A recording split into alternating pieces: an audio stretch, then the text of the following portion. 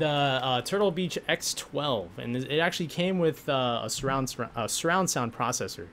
Sweet. I think the one that they used at Evo for everyone to hear through their headsets. But all right, guys, so everyone hears you loud and clear. Keits, thank you so much for joining us, man. I really appreciate it. My pleasure. Big time. Yeah, This is really awesome. Not only the stream, myself, but just any newcomers that wants to come in and they just want to hear you out. So this is awesome. This is awesome. It's a little surreal right now. It's a little surreal. A little starstruck. You'll be all right. I'll be all right. Yeah, I'll be all right. I'm holding my tears in, man. I'm holding my tears. It'll be okay. It'll be okay.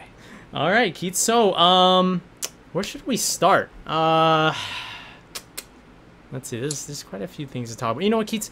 I want to know exactly what's on your mind right now before we even begin. So you. Can I mean, I've been getting literally hammered with questions. Oh man, literally. I've witnessed it, man. I've witnessed it. On Get it Twitter. off your chest, man. Yeah, since we released the patch notes, and I think the big trend I've noticed, both from people who are very pleased with the changes and those who aren't, is that there are just a lot of people who are not reading the list as a sum of all parts, right? They're just kind of reading each change in a vacuum. Yeah, or like skimming it or whatever, yeah. Yeah, and it's hard. Like, I totally get it. It's difficult to see the big picture without it in your hands. And unfortunately, you have to wait till September 23rd to start, really experiencing what the changes mean as a whole. But, I just wanted to kind of come on and squash some concerns people have had and answer questions that people in the chat have and whatnot. That way I can type a little less, because the Twitter character limit is it's very small. It's pretty low tier, yeah. Yeah, like I've had this one guy, not to call him out or anything, but he's been typing me Twitter essays about, how we could improve graphics here and there, and it's just like, bro, I know. Come on, this is Twitter. Yeah. Write this on the forums and send me a link. It's like and then I'll send the link to the right person, since I'm the combat guy and I don't do visuals. But it's like sending it's like sending letters at this age, sending like actual paper letters. You know what I mean? And it can become super a handful. It can be stressful. So I can only imagine, man. I mean, you only have 125 characters to speak your mind, and then you gotta do it all over again. So, but yeah, man. I mean, like, again, like I'm really happy that you can help out, and I'm sure a lot of people that are from other fighting games aren't any they're no stranger to this kind of confusion, stress, or any kind of fear, with any changes, any patches, you know what I mean? It's always something. Yeah, but this is a unique situation too, because most of our favorite fighting games have come from overseas. They've come from Japan. That's true. And that's true. You almost never have a direct line to any of the developers. And we have NetherRealm here, and they're awesome. They're in Chicago as well, and that's kind of the only time we've ever gotten to experience having a direct line to a fighting game developer. And then Skullgirls came out, and we all have a direct line to Mike Z. And now we have KI with Double Helix. We all had a direct line to them. And now we've got KI, and you guys have a direct line to us. So it's still very new ground. Like, there's still a lot of people who don't necessarily conduct themselves in the best way in that regard. But we're all growing and learning how to communicate our desires to developers. I wasn't a developer 4 years ago, so I was in the same boat as you guys, trying to, calmly and tactfully tell a developer what I want and why I want it and why I think I'm right. And it's hard because you have to do that without making it sound like you know everything and they know nothing. And there's so many variables too. Like, anyone who's in game development knows this, but there's so many things that are out of your control as well. There's time, there's budget. Like here's one thing I've heard brought up a bunch of times is, they reused an animation for this. They should have made a new one. It's like, well, we couldn't, because then I'd have to pull the animator off of doing a Maya animation that he's doing right now, and then Maya takes longer. So we reuse the animation we have, and if we have time later, maybe we can go back and change it a little bit or something. Yeah, I mean, it's not the only time animations have been either similar or reused. I mean, look at Street Fighter is a huge example of that. Well, yeah, Capcom was reusing full characters for 12 years. Exactly. I mean, you're gonna see the same animations, different properties, but heck, I mean, a lot of people become satisfied with it. You don't really hear them, and I mean, would you consider it like a really, small part of the issue here, just like animations? It's like something that, do you consider that it could either be touched up or like, people eventually just forget about it or something? Like, what do you think about that? I would love to make everything perfect, right? I have that artist gene in me, but I'm also a super practical guy, which is why I tend to end up in management positions, because I'm good at seeing that good enough line where we can move on to the next thing and not spend, 100% extra time on the thing that only maybe 2% of you will even notice. Yeah. There's that fine line, like my wife's an artist. And she does a lot of professional graphics design stuff, and I help her kind of find the good enough line, because most hardcore artists can't see it. Like they'll work on something forever if you let them. It'll just never be done because they want it to be perfect, and I get that, right? I totally get it. I want it to be perfect too, but based on the limited time and resources that we have, and kind of the grand plans that we have, and there's a lot I can't say, but we're doing our best. I think it's a lot of the things you see too in the change list is like also in the vacuum of season 1. Like, how does this affect what I did then? But you don't know what new characters are coming and what they're going to be able to do. And be afraid, because they can do terrible things. Yeah, and like you said before, this is possibly the most unique setting that we're at with the fighting game, because again, this is possibly like the closest we'll ever get with developers and their feedback and everything that we need to ask. Like, you guys have been doing such a great job answering everything on point the moment somebody's curious about something, and like, just to bring this up on the side, I mean, like, it's a little bit of a reverse from Japan, now that it's in America first, and the Japanese, I think they're getting the console pretty soon, along with KI, I believe. But I believe this is, one of the closest, relationships that people can be with their developers, and that's awesome. It's really awesome. It's totally new ground, and Double Helix was awesome about that, because they pulled in Filthy Rich, and he's age-old competitive fighting game guy, FGC guy. He's been around for 15 years, and I can't do the community manager stuff because I'm very, very busy. I try and put less than 10% of my time into that, which I always fail at. I always end up doing more. But we've got Jabali, and he's been around for a long time too, and he's a trusted fighting game head. Although between you and me, he sucks at KI. Man, it's terrible. He's so free. Holy shit. Oh man. So free. Keats said it, not me. I didn't say it. Keits So said it. free. So free. If you see Jabali, just money match him, because you're gonna take his money. He's probably not even allowed to say yes, but so free. Yeah, but I mean, in a nutshell, guys, I mean, like, if you don't feel lucky enough, I mean, this is, again, the closest we'll ever get, or the closest we have ever been with all of the developers of KI so far. Though, I mean, it's a different situation too with KI specifically, because KI is a platform, right? Yeah. When Mortal Kombat comes out, sure, we can talk directly to the NetherRealm developers, and we can get patches done and whatnot, and give our feedback out there. But KI is an evolving game. It's a platform. There's new content coming steadily. Like, we've promised monthly content after Season 2 launch for quite a while. Yeah. And those are all opportunities to address the things that we're hearing and seeing from the community. I watch every KI tournament that I can. I watched Summer Jam this weekend. I'm always watching what you guys are doing. I'm always watching streams like yours, and Steven C.D. Jr. sometimes. I want to know what's possible in this game. I want to know everything. So I have to listen. I have to watch. It's my responsibility. And it's something I want to do anyway. Yeah. I've loved this game since I touched it the first time at E3 2 years ago. I met Berserker Mike and Dave for the first time, and Filthy Rich, and I knew Filthy Rich from before, but they pulled me over and they were like, "Hey man, give it a shot." And I could not believe how, because we were in contention for that contract too. IG was. So we knew when they started. I knew how little time they had to E3, and I was like, "Holy crap. Yeah. This game feels incredible. How did you do this? There's no way we would have done this well with it." And I put every free moment I had that E3 into it. I went straight back to that station and played it over and over and over again. Me and Maximilian put like 6 hours each into it, a lot of it against each other. And I was singing its praises on on Twitter for a long time. There were a lot of naysayers and haters and whatnot, but I knew it was awesome, and it came out, and of course I was right. It was awesome, Yeah. and Oh I've been man. mashing on random select since launch. Nice. Like launch day, I just knew I wanted to know the whole game. Mm-hmm. I felt like the game wasn't super difficult, so I played random select from day one.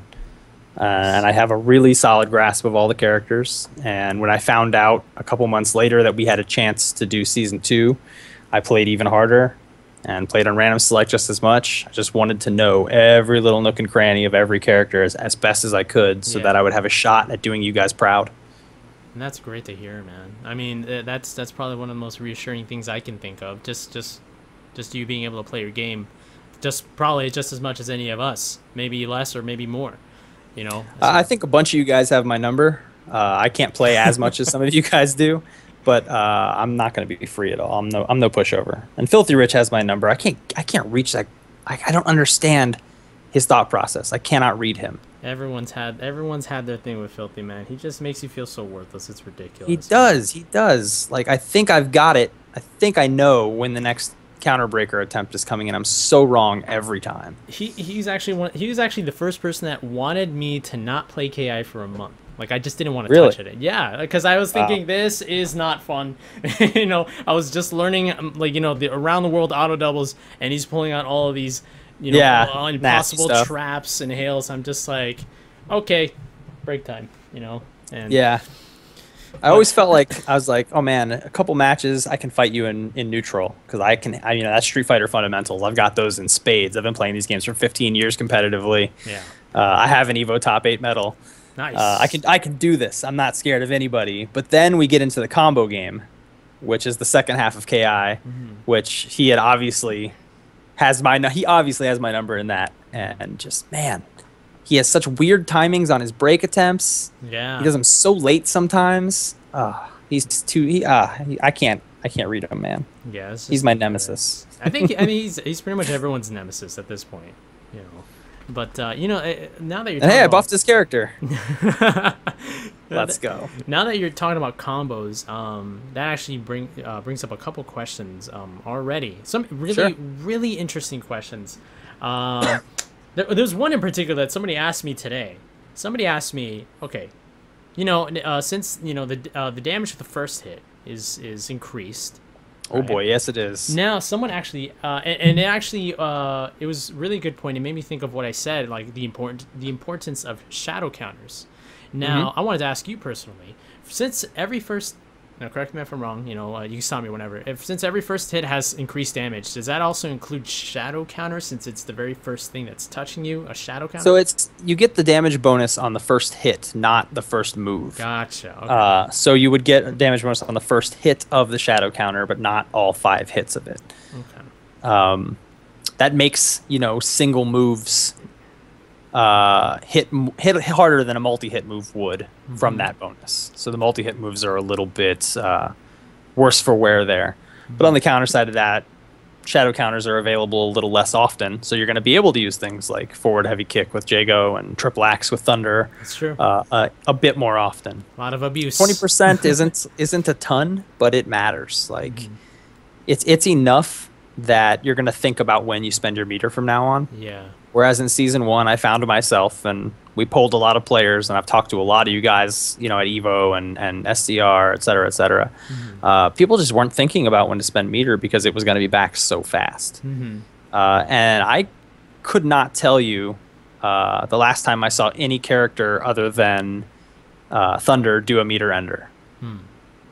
Like, maybe Iglesias does it when he does a full screen combo, but usually they do a really short one into Shatter. Yeah, just to kind of get that guaranteed damage out of the way. No, but why do a meter ender? You're going to get the meter naturally in just a second. Pretty much. And now you might do it. Now you might actually say, hey, I want the comfort of having this meter for both defensive and offensive reasons. I'm going to sacrifice 8%, 10% here and do the meter ender instead. Exactly. That's something that you might actually think to yourself and you might actually do. Yeah, the meter. I'm sorry. Go on. Yeah, a lot of the changes stack up to just a more involved thought process while playing KI. The decisions aren't as as clear, right? You don't Yeah. just do the best thing, because the best thing at any given moment might be different based on a ton of different variables. Yeah. So a lot of the changes will hopefully promote that more thoughtful style of play. It'll still be wild, it'll still be chaotic. It'll still have kind of like those anime sensibilities in a traditional Street Fighter-y game where the characters are doing ridiculous things, Yeah. and they all seem super super powerful and scary. Yeah. But you'll need to be smarter about your choices, and they're gonna add up at the end of a match. You're gonna be able to watch your video and be like, "Yep, I could have used the meter ender here." And then in this situation where I was getting pressured by Jago, if I had had the meter there, I would have been able to shadow counter, and I couldn't, and I got destroyed. Exactly. And you can't be reckless with shadow counter, because losing 1 bar in season 2 would be, in my opinion, would be a huge demoralization. Yeah, I mean it hurts. It's like I said, 20% is not a huge difference, but it is enough that you will notice that you don't have meter all the time anymore. Yeah. But it also depends on how spendy you are with it too. Yeah. Some guys, I've seen some people in top 8s in these tournaments just sit on their meter the whole match. Yeah. Yeah. Oh yeah, I've seen that. I don't know what those guys are doing, but they're not going to notice the difference. Yeah, yeah, for sure. And like it just all falls down to building your own foundation from the 99-second timer to wherever it ends. It's just building that foundation. You can't really just like, I mean, would you say you can't really skip ahead? Like if you're not going to build enough meter, then you can rely on something else. You know what I mean? Everybody has to like work into some kind of combo, get that meter, and then the next process is to think, what the heck am I going to use this bar for? Shadow counters, maybe save it for a level 4 ender, maybe save it for something else. And then basically it's like rebuilding, your foundation over and over again, and to see who can come up with, the better, mix-ups and mind games along with that process as well. So, yeah, and some of these characters can do really tremendous things in season 2 if both meters are filled. Yeah. I mean, it's kind of like the respect you kind of give the Dragon Punch option in Street Fighter 4 as soon as your opponent has 2 meters, because then they might FADC. So a Dragon Punch suddenly becomes more likely, and when you're rolling the dice in your head about what your opponent might do, you're like, oh, they have 2 meters. Now they're going to try a Dragon Punch because they might FADC. So you get some things like that in season 2. Oh, Jago's got 2 meters. He's much more likely to try to throw me right now because he can get 45% off a throw. Yeah. Which is super scary. Or Saberwolf's got 2 meters now. What if he goes for a Shadow Eclipse reversal and then recaptures me off of that? Oh boy, that's terrifying. That's a ton of damage incoming. Sadira, oh man, all her launcher combos now can be cashed out. So her throws suddenly become much more deadly as well, and she's much more likely to go for a throw when she's stocked. So those are other things you're going to be looking at the meter and thinking about as well. And for all of those instances, there's always the fear of combo breaking or counter breaking. Oh yeah. So it's a whole different ball game. That for sure, whole different ball game. And that's what we were kind of talking about. Like when people, when some people, want to mention like, oh man, we're gonna have to relearn the game all over again, or something like that, or like, oh no, it's just working around this particular instance. It's like you could see a lot of similarities from season 1 and season 2. Oh yeah, you're not going to be learning a new game from scratch by any means. You're going to have to make some adjustments for sure. Yeah, a lot of people are convinced that this is going to be like Killer Instinct season 2, Super Smash Bros. Season 3. Like that different. But yeah, like there's still a whole bunch of similarities. I mean, you could still do like similar combos, similar setups, and of course this gives you way more opportunities to unlock a different side of potential with the other characters. Everybody has hidden potential once again. Definitely. So I can definitely agree with that. So everybody, like when people were like learning with their character, I forgot like how old this game is, like about a year, I want to say, like about a year, kind of, maybe a little bit less. People spent the time, whether they felt like they unlocked the true potential or not. This is gonna, it's gonna be a lot of fun. It's gonna be tons of fun learning it all over again. Now, potential wise, not the game, not the characters, they're still there, but it's gonna be great to see like what people can truly do once again. So that alone is freaking exciting. I'm damn hyped up for that. But speaking of combos, a lot of people have been asking, a lot of people have been wondering, what was the need to change the combo system, and you can explain. Well, it the combo system hasn't changed. Nothing about the combo system changed. The flexibility for manuals after linkers have been, quote, normalized, right? Most of the characters already followed those rules. 6 out of the 10 characters, or 6 out of the 8 characters pretty much followed those rules with tiny little exceptions, whereas Jago and Spinal just kind of went wild. Oh yeah. Yeah. So when you're balancing a fighting game, you're not just balancing character versus character. You're also balancing risk versus reward, right? Yep. And there are some things that were, in my opinion, out of whack in Season 1 with risk reward. I think the risk for jumping was way too low for the reward that it could get you. Yeah, I agree with you on that one. Yeah, the risk reward was out of whack there. There was very, very little encouragement to stop jumping like a maniac. You would have to anti-air me something around 8 or 9 times to get the kind of damage I would get off a successful jump in. Which is crazy. That's so much. And the game actually had an anti-air bonus of 50% if you hit somebody in the air from the ground, but it just didn't seem to matter. So we've got this first hit damage bonus that actually really helps. Jago uppercuts are beefy as hell now. You do not want to take those. You do not want to jump into those. You eat 3 of those and you're going to be crying. And that changes everything about how you approach matchups as Jago or against Jago, because suddenly this fundamental fireball uppercut game that didn't really work that well in Season 1 because your opponent always had meter to blow through it, and because the uppercuts were so pitiful that people just jumped anyway. Now that shit works. It works. It does. You can play it in Season 2. You can space correctly. You can actually throw fireballs. You can uppercut people and make them really, really sad, and it's awesome. So yeah, with the risk versus reward thing on manuals, that risk reward is super out of whack, man. It's really out of whack. What happens if you miss your manual? You get that. Oh, if you miss your manual? Yeah, what happens if you miss your manual?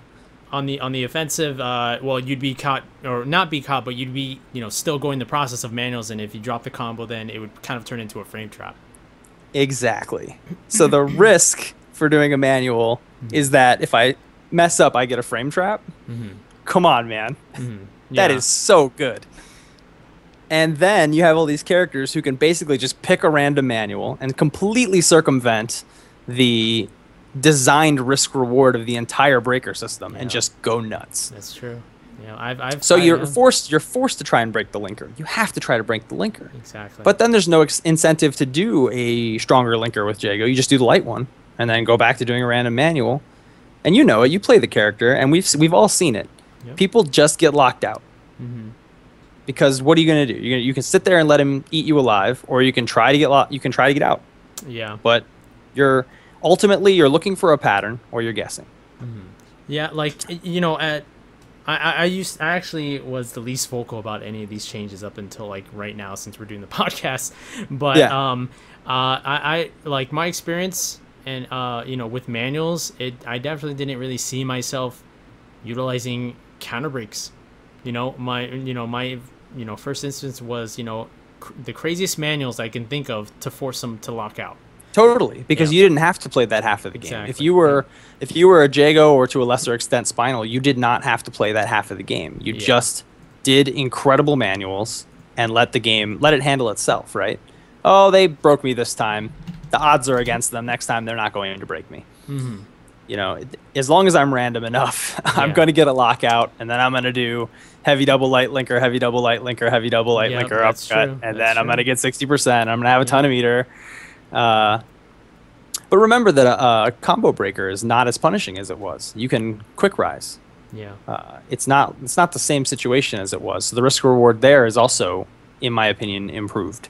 I think now that you mentioned about that, I think Spinal is the only character that can literally combo break and still hit you into a combo before you hit the ground. That has been people all land at the same speed now. Okay. It's actually, I believe it is not possible to combo off of a combo breaker without an instant cancel now. That's interesting. If that's not in the changes list, it was supposed to be, and I should fix that. That's interesting. I mean, unless a character specifically designed to do that, we felt like that was not something we wanted people necessarily doing. Okay. Yeah, so back to the manuals thing. It's like there's some rhyme and reason to it now. Hmm. If they do the riskier linker, they can get the big guessing game mix up. Okay. And if they don't, then the odds become in the opponent's favor of guessing a manual. But you still have tons of options to beat a guess break on a manual. Yeah. You can backdash and then punish a throw whiff if they're going to guess light. Yeah. You could drop the manual on purpose and do a frame trap, which will get you a hit. It will get you a counter hit. And if it's a heavy button frame trap with the huge damage bonus and and counter hit damage, and then they break that right away, it doesn't matter because you got more damage up front. Exactly. All these hits do way more damage up front, so you're going to get a bunch of extra damage before the break. Yeah. Even if you don't get the cash out. That actually answered my question I was going to ask you, because with the overall damage change, with the pokes and stuff, I mean that alone has to change, like the manual system and everything, because a lot of changes the way you punish too. Yeah, exactly. You can't just do it the same way, or else don't just use your quick short attack anymore. Yeah, because the damage is so significant off starting the combo with a heavy if you have the time. Yeah, we've had with that that you just talked about. We've had a lot of Jagos come in. A lot of Jagos, and there was this always similar question around the manuals, very very discussed and everything, and a lot of people now that I understand with the damage change and everything, I'm basically content with that. I can understand. I understand. No, I mean I understand being upset too. You lost something that was very very powerful. Yeah. I mean, very powerful. I mean that's a given. That's a given. Like when anybody's like concentrating, working around a particular system, whatever the system gives. Yeah, I mean you're exactly right. What's the goal? Yeah, the goal of the game is to do damage to your opponent, and the best way to achieve that goal is to avoid being broken. So you're going to do everything you can to avoid that. You were just doing something with Jago and Spinal that the rest of the characters couldn't do, and you weren't really playing the same game as them. And is that wrong? Not necessarily, but in my opinion, I just think the risk reward for that particular thing was way past where I was comfortable with. Yeah, and I completely agree with you. A very ongoing question that we've had is like, well, manuals are supposed to help you learn the habits of the other character, what strength they like to play and all that. But the thing is that's completely different in season 2, because you have to bring in damage. Damage is definitely a big factor. Not a lot of people can switch up strengths to feel either more safe or little damage and rely on an early Shadow Ender for that major damage to make up for it. You might have to use auto doubles once or twice too. Exactly. You know what I mean? There's no restriction for that, and that's what a lot of people that are interested on knowing. It's just like, but manuals are supposed to bring out the habits of both characters, that interaction. It's like, well, this is a completely different version, and it's not just a lot of people take it as a negative, and I have to admit I was a little bit saddened because I don't get to have as much fun playing manuals, but it's fine. It's totally fine. And we're trying to make everybody understand that there's something new there. You know what I mean? Don't try to be blind, to that fact. There's more damage. Yeah. Period. There's a lot of stuff that's really scary on all the characters. And ultimately, I'm a fun first designer. You're never going to hear me talk about balance before I talk about fun. Like when we pitch new character designs in meetings, and somebody pops in the conversation, well, how are we going to balance that? Don't care, dude. I really don't care. Yeah. Let's make it fun. Let's make it crazy. Yeah. We'll figure out the balance part later. Yeah. And everyone's got something that's pretty darn fun right now. Yeah. And I mean, based on what I'm saying there is like, if we ever have a character out there, or if one of the season 1 characters ends up not being fun for the majority of players, we'll hear that. We'll see it in the polls, and we'll make an adjustment. We'll give that character something new or different, or adjust something to make sure that people are still having fun. But we're just going to try and keep those risk-reward scenarios in check to make sure that people are playing this game in a tactful, intelligent way, instead of in a nutty, I have springs in my shoes, moon boots kind of way. Right? Yeah. Oh, look, I'm bouncing around and I'm completely invincible. Ha ha ha, I'm Sadira. That's hilarious. And sorry, not to pick on Jago players too, but ha ha ha, look, I'm doing random ass manuals and you can't break me. Free damage for days. Ha ha ha. Oh, you son of a bitch, Keits. You son of a bitch. But I want the characters to have nonsense. I just want the nonsense to make sense, risk reward wise. So 2 levels of balance, character to character to balance, and then there's also risk to reward balance. Yeah. My aim is both of those, but it's fun first. So, you know, if you get season 2 and you find one of the characters to be terribly unfun for some reason, let us know. And if the majority's with you, we'll make some adjustments for sure. Yeah, like I can say, like, after, you know, everything was announced, you know, double fireball it alone already feels like Akuma. And double fireball's hilarious. I can only I already have so God. many things in my head right now that might just make I heard some people saying, "Oh, well, I don't throw fireballs now. Why would I want to throw 2 of them and commit more?" I'm like, "You don't even understand what you're saying right now." Yeah, there's so good. So many ways, and all you gotta do is just add up the math, and you'll feel so much better with the results. Just add up the math with every fireball. Yeah, I have juggle combos that are for the most part, I shouldn't say this, unbreakable. Oh my God, you said that word. That deal about 36% and heal back about 40%. For 2 meters. Well, it's ridiculous. Time it's to close so the stream. Good. Time to close the stream. Good night, everybody. We're out. No, but yeah, I mean, I can only imagine, man. I cannot wait to get my hands on, you know, season 2 and just to see what, you know, what Jago can do. You know, I'm just freaking excited. I mean, like, everyone. Think about how much meter you're gonna get when they block your double fireballs. There you go. You get so much meter. There you go. And if you're throwing super fireballs and they're jumping on top of them because you know that Ryu fireball trap from Vanilla and Super Street Fighter 4, yeah, where you just throw the fireball and then when they jump it, you shoot the super fireball and make them land on it. Exactly. Jago can do that. It's just pointless because it does 6% or whatever. Yeah, I know. I mean, I used to play Street Fighter for 6 years, so I know exactly. All I played was Ryu. Now I had the chance to like play with John Choi and Alex Vi, like the 2 craziest Ryus like in America. But in Instinct, people are gonna jump over your double fireball. Trust me, they're gonna jump because they're gonna jump and then you're gonna cancel on a super fireball and they're gonna land on it. And you're gonna heal back 10%. And they're gonna take 8% damage or whatever. And then they're gonna be on their back and there's gonna be fireballs in their face pressuring them. It's silly. Jago is awesome. Yeah, definitely the air punishment if somebody tries to jump. There's actually quite a few setups already that we've seen, and I definitely believe you. So it's definitely gonna punish. You could land an overhead behind a blocked double fireball, which is like a ton of particles, and do fireballs right off of that. So that's 2 hits of fireball, so it's like 4% back, and then link a crouching medium kick or a forward hard kick into a typical combo, and then cash out with meter ender, which will give you a whole bunch of meter and some healing, and then juggle shadow fireball off of that and get a bunch more healing, and a second cash out, and then juggle regular fireballs off of that back into oh man, yeah. Like, I'm spoiling it for you. I don't want to tell you how to play, but I know you're Jago's already a crazy it. person. Yeah, man, you're already spoiling it for everybody, and I hope you guys are finding this quite interesting because I'm sure there's more stuff you can find that we haven't even found yet. Yeah, awesome. Yeah, man. I mean, that's what's gonna be so freaking interesting. It's like a lot of people, you know, whether like something was changed with, you know, the regular game without instinct, without meter, you got something to look forward to.